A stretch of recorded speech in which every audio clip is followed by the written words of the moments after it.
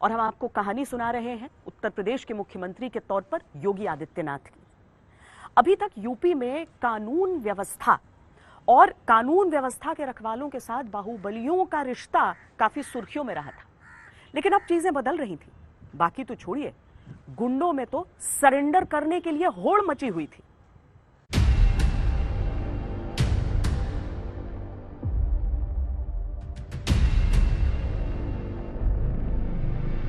साफ नहीं चलेगा मटर में और मैं एसपी से डर गया था, मैं भाग गया था। मैं पेश होना है और मेरी एसपी साहब से रिक्वेस्ट था कि मुझे गोली ना मारे। ये यूपी है भैया, वरना बताइए कहां किस प्रदेश में कब गुंडों को गले में ऐसी तख्ती लटकाए देखा है। अपराध छोड़ रहे हैं और अपने घर बच्चों को अपना घर पहने को मजबूरी।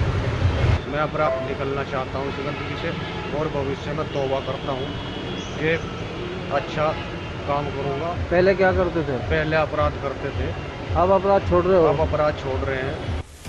कब देखा है कि जुर्म कम होने का विज्ञापन खुद गुंडे बन गए हों।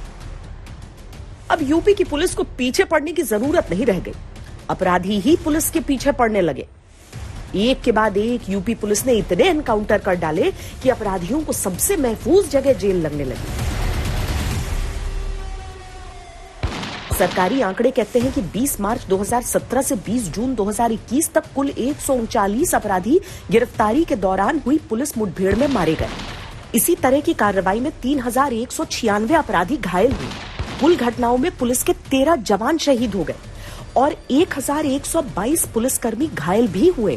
सही आंकड़ा तो नहीं मिलता, लेकिन पुलिस ने 3000 से ज्यादा अपराधियों को पांव में गोली मारकर घायल किया। मानवाधिकार कार्यकर्ताओं ने यूपी सरकार और पुलिस पर अनेकों सवाल उठाए, पर एनकाउंटरों पर अंकुश नहीं लगा। आम तौर पर आप देखते हैं कि सरकारों में हीरो बनने के लिए एनकाउंटर्स पॉलिसी चलाई जाती है, एनकाउंटर एग्जीक्यूशन किया जाता है कि अपराधियों को मार दिया जाए, उलट दिया जाए, एनकाउंटर कर दिया जाए।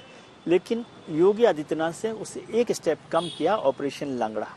उसका मतलब था कि अपराधियों को मारा नहीं जाए और उनके पैर पर जो है गोली मारकर उन्हें लंगड़ा कर दिया जाए ताकि वो भाग नहीं सके और उन्हें पकड़ा जा सके और उन्हें जेल में रखा जा सके। बाकी अपराधियों के साथ साथ कार्रवाई उनके खिलाफ भी हुई जिन्हें अब तक सत्ता का संरक्षण मिल रहा था। योगी राज में मूंछों का ताव जाता रहा, बाहुबलियों को मिलने वाला राजनीतिक भाव जाता रहा। योगी आदित्यनाथ को हमेशा से ही लॉ एंड ऑर्डर को लेकर ज्यादा ऑब्सेशन रहा है। खास वजह उसकी ये भी थी कि योगी आदित्यनाथ से पहले जो अखिलेश यादव सरकार थी वो गई लॉ एंड ऑर्डर के मामले में थी। माना गया कि योगी आदित्यनाथ से पहले अखिलेश यादव की सरकार में, समाजवादी पार्टी की सरकार में लॉ एंड ऑर्डर खराब था, कानून व्यवस्था नहीं थी, गुंडागर्दी बढ़ रही थी, जो अपराधी तत्व थे वो लगातार बढ़ रहे थे, लूटपाट चल रही थी। तो इस सब पर रोक लगाने के लिए मुख्यमंत्री योगी आदित्यनाथ को लगा कि सबसे पहला फोकस लॉ एंड ऑर्डर पर करना चाहिए।